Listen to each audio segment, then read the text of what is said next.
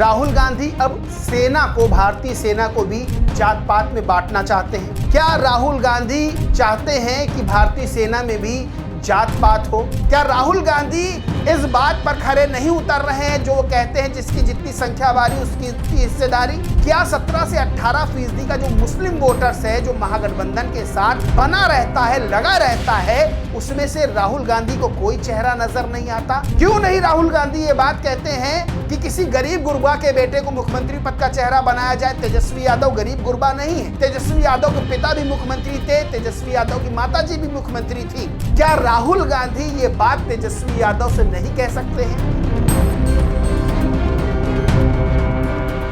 नमस्कार, स्वागत है आपका टीवी 24 नेटवर्क में और मैं हूं अजय सिन्हा। क्या राहुल गांधी अब सेना को, भारतीय सेना को भी जात पात में बांटना चाहते हैं? क्या राहुल गांधी अब चाहते हैं कि भारतीय सेना में भी जात पात हो? दरअसल राहुल गांधी ने एक बयान दिया है और उस बयान के बाद ये सवाल, ये आरोप राहुल गांधी पर बीजेपी की तरफ से लग रहे हैं। राहुल गांधी ने बिहार में एक जनसभा को संबोधित करते हुए सेना पर एक बयान दिया और यह कहा कि सेना में 10% लोगों की ही चलती है, यानी कि अल्पसंख्यक, दलित, पिछड़ा, आदिवासी, इनकी कोई पूछ नहीं है। अब इस बयान के बाद तमाम तरह की चर्चाएं शुरू हो गई हैं कि क्या राहुल गांधी अब राजनीतिक लाभ लेने के लिए सेना को भी इस चीज में घसीट रहे हैं।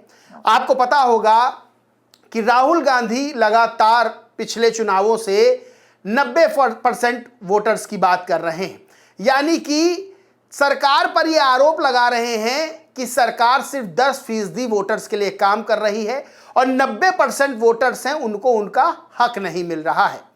राजनीतिक बातें, राजनीतिक चुनावी लाभ, यहां तक सब ठीक है, लेकिन क्या सेना पर भी इस तरह का बयान देना, ये सवाल खड़े करता है राहुल गांधी को लेकर, राहुल गांधी के बयानों को लेकर, राहुल गांधी की चुनावी रणनीति को लेकर।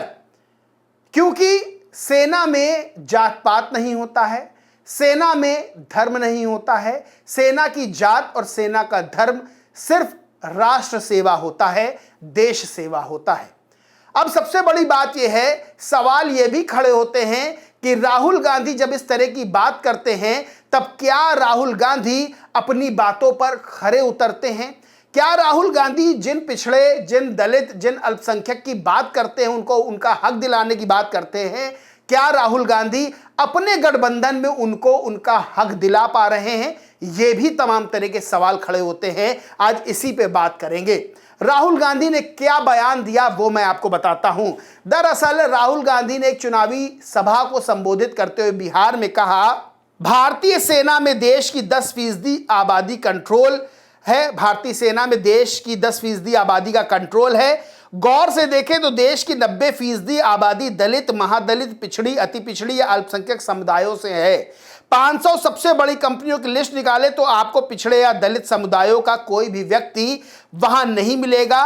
वे सभी शीर्ष 10% से आते हैं, सभी नौकरियां उनके पास जाती हैं, सेना पर उन्हीं 10% लोगों का कंट्रोल है। आपको शेष 90% आबादी का प्रतिनिधित्व कहीं नहीं मिलेगा।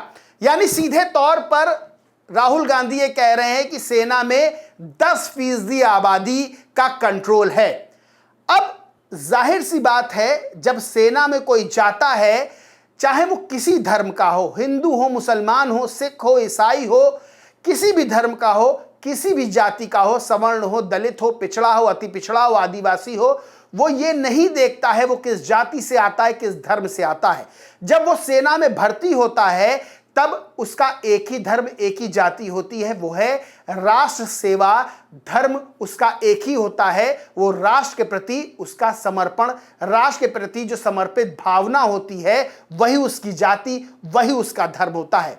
ऐसे में राहुल गांधी अब तक तमाम तरह के आरोप सरकार पर लगा चुके हैं, चाहे वो प्राइवेट नौकरियों को लेकर हो, चाहे सरकारी नौकरियों को लेकर हो। यहां तक ठीक लगता है कि अपना राजनीतिक लाभ लेने के लिए, चुनावी लाभ लेने के लिए इस तरह के आरोप लगाए जाते हैं। लेकिन क्या जब राजनीतिक लाभ लेने के लिए, चुनावी लाभ लेने के लिए सेना को बीच में लाया जाता है, सेना को चुनावी मुद्दा बनाया जाता है, तब सवाल खड़े होने लगते हैं। और भारतीय जनता पार्टी ने तमाम तरह के आरोप राहुल गांधी पर लगाए हैं। आरोप बहुत हैं, बयान बहुत हैं, लेकिन एक बयान का मैं जिक्र करता हूं। दिल्ली की मुख्यमंत्री रेखा गुप्ता, उन्होंने कहा, यही पार्टियां जो सालों से जात पात की राजनीति करते हैं, आज सेना में भी सेना को भी इस दलदल में घसीट रहे हैं। बहुत शर्म की बात है। जो लोग देश की बुराई विदेशों में जाकर कर सकते हैं, जो लोग सेना पर प्रश्न चिन्ह लगा सकते हैं, जो लोग देश की सुरक्षा से समझौता कर सकते हैं, जो लोग श्री राम के अस्तित्व पर प्रश्न पूछते हैं, उनको मैं इतना ही कहना चाहूंगी कि उनको तालाब भर पानी की जरूरत नहीं है,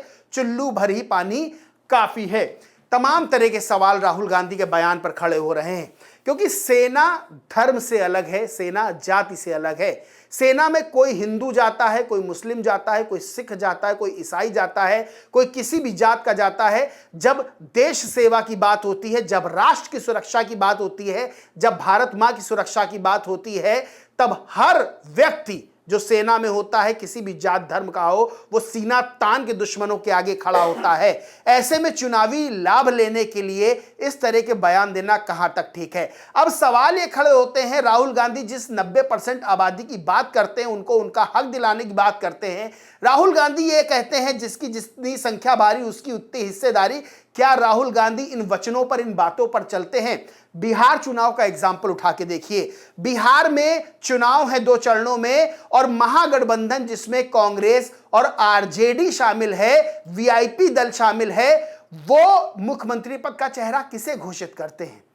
मुख्यमंत्री पद का चेहरा तेजस्वी यादव को घोषित किया जाता है। तेजस्वी यादव 14% वोटर्स के प्रतिनिधित्व का दावा करते हैं, यानी कि यादव वोट बैंक से आते हैं। जब डिप्टी सीएम की बात होती है, तब मल्ला वोटर में से जो मुकेश सहनी हैं, जो दावा करते हैं कि मछुआरा समाज का वोटर, मल्ला समाज का वोटर हमारे साथ है 2 से 3%, उनको डिप्टी सीएम घोषित किया जाता है। क्या 17 से 18% का जो मुस्लिम वोटर्स है, जो महागठबंधन के साथ बना रहता है, लगा रहता है, उसमें से राहुल गांधी को कोई चेहरा नजर नहीं आता? क्यों नहीं राहुल गांधी महागठबंधन में यह बात कहते हैं कि 17 से 18% का वोट बैंक जो है, उसमें से मुख्यमंत्री पद का चेहरा बनाया जाए? तेजस्वी यादव मुख्यमंत्री पद का चेहरा क्यों बन रहे हैं? क्यों नहीं राहुल गांधी ये बात कहते हैं कि किसी गरीब गुरबा के बेटे को मुख्यमंत्री पद का चेहरा बनाया जाए? तेजस्वी यादव गरीब गुरबा नहीं है। तेजस्वी यादव के पिता भी मुख्यमंत्री थे, तेजस्वी यादव की माताजी भी मुख्यमंत्री थी। क्यों नहीं राहुल गांधी कहते हैं कि जो 22 से 23% का बिहार में दलित वोट बैंक है, उनमें से किसी को मुख्यमंत्री पद का चेहरा बनाया जाए? क्यों नहीं राहुल गांधी ये बात कहते हैं कि मुस्लिम वोटर्स जो महागठबंधन के साथ लगे हुए हैं, जो वोट दे रहे हैं महागठबंधन को, उनमें से किसी को डिप्टी सीएम पद का चेहरा घोषित किया जाए? क्या राहुल गांधी ये बात तेजस्वी यादव से नहीं कह सकते हैं? क्या राहुल गांधी इस बात पर खरे नहीं उतर रहे हैं जो वो कहते हैं, जिसकी जितनी संख्या भारी उसकी इतनी हिस्सेदारी? जब 22 से 23% का दलित वोट बैंक बिहार में है, जब 17 से 18% का वोट बैंक बिहार में मुस्लिम वोट बैंक है, तो क्यों नहीं उन दोनों को प्रतिनिधित्व देने का, मुख्यमंत्री और उप मुख्यमंत्री बनाने का काम किया जा रहा है? ये सवाल खड़े हो रहे हैं, और ये सवाल लगातार खड़े हो रहे हैं, क्योंकि राहुल गांधी मंच से जब कहते हैं कि जिसकी जितनी संख्या भारी उसकी उतनी हिस्सेदारी, जब राहुल गांधी ये बात कहते हैं कि 90% वोटर्स को उनका, 90% आबादी को उनका अधिकार नहीं मिल रहा है, तो अधिकार कौन छीन रहा है? महागठबंधन में राहुल गांधी की चलती है, तो महागठबंधन में राहुल गांधी कहें कि 22 से 23% दलित वोट बैंक से एक मुख्यमंत्री पद का चेहरा बनेगा, जो गरीब माँ बाप का बेटा होगा, जिसका कोई बड़ा राजनीतिक बैकग्राउंड नहीं होगा, उसको हम मुख्यमंत्री बनाएंगे, और 17 से 18% का जो मुस्लिम वोट बैंक है, उसमें से हम बिहार का डिप्टी सीएम बनाएंगे। क्यों नहीं कहते हैं? जब प्रेस कॉन्फ्रेंस होती है और कांग्रेस के नेता अशोक गहलोत तेजस्वी यादव को मुख्यमंत्री पद का चेहरा घोषित कर रहे होते हैं 14% से, जब डिप्टी सीएम के लिए मुकेश सहनी का नाम लाया जाता है आगे, तब राहुल गांधी क्या रजामंद होते हैं इस चीज पर? क्या राहुल गांधी इस चीज का विरोध करते हैं? क्या राहुल गांधी ये नहीं कहते हैं कि नहीं, ये उस बड़े वोट बैंक के साथ, यानी एक 22 से 23% का दलित वोट बैंक, एक 17 से 18% का मुस्लिम वोट बैंक, उसके साथ ये बड़ा अन्याय हो रहा है? और हम इस चीज का विरोध करते हैं। क्या राहुल गांधी ये कहते हैं? ये तमाम तरह के सवाल खड़े होते हैं। सिर्फ चुनावी लाभ लेने के लिए, सिर्फ राजनीतिक लाभ लेने के लिए अगर इस तरह की बयानबाजी की जाएगी, और ठीक है बयानबाजी की जाती है, हर राजनीतिक दल करता है। जब राहुल गांधी बीजेपी पर निशाना साधते हैं, बीजेपी की आलोचना करते हैं, उनकी नीतियों की आलोचना करते हैं, बीजेपी की सोच की आलोचना करते हैं, मोदी सरकार की आलोचना करते हैं, यहां तक भी ठीक नजर आता है। लेकिन जब राजनीति में सेना को मुद्दा बनाया जाता है, जब यह कहा जाता है कि राजनीति में लाभ लेने के लिए कि सेना में 10% लोग ही प्रतिनिधित्व करते हैं, 90% लोगों को वहां प्रतिनिधित्व नहीं मिलता है, उनका हक नहीं मिलता है, तब तमाम तरह के सवाल खड़े होते हैं। और जाहिर सी बात है, सेना में सेवारत या सेना में जो सेवाएं दे चुके हैं, एक बार उनसे भी पूछ लेना चाहिए जो इस तरह के बयानबाजियां हो रही हैं वो क्या मानते हैं। और जाहिर सी बात है, सेना का हर एक जवान, सेना का हर एक सैनिक, चाहे वो सेवारत हो, चाहे उसने अपनी सेवाएं दी हो, जब उनसे पूछा जाएगा तो वो यही बात कहते हैं कि सेना में कोई जात नहीं होती है, सेना में कोई धर्म नहीं होता है, सेना में सिर्फ एक ही जात, एक ही धर्म है, वो है राष्ट्र सेवा, वो है देश सेवा, और भारत माता की सुरक्षा के लिए अपनी जान की बाजी लगा देना, अपना बलिदान देना, यही सबसे बड़ा धर्म है, सबसे बड़ी जात है। और ये बात शायद राहुल गांधी को समझ में नहीं आ रही है और राहुल गांधी इस तरह के बयान दे रहे हैं। खैर, भारतीय जनता पार्टी ने राहुल गांधी पर जोरदार हमला बोला है और कहीं ना कहीं अब इस चीज को लेकर तमाम और राजनीतिक दल भी, तमाम लोग राहुल गांधी के इस बयान को लेकर सवाल खड़े करते नजर आ रहे हैं। सवाल यही सबसे बड़ा है कि राहुल गांधी जिस हक की बात करते हैं, क्या वो हक 22 से 23% के दलित वोट बैंक का हक, 17 से 18% के मुस्लिम वोट बैंक का हक राहुल गांधी महागठबंधन में दे रहे हैं? राहुल गांधी ने यह शुरुआत की है कि नहीं की है? बहरहाल दोस्तों, इस पूरे मामले पर आप क्या सोचते हैं, क्या मानते हैं, कमेंट करके जरूर बताएं। वीडियो अच्छा लगा तो लाइक करें, ग्रुप शेयर करें, और चैनल को सब्सक्राइब नहीं किया तो सब्सक्राइब करके बेल आइकन जरूर दबा लें। धन्यवाद।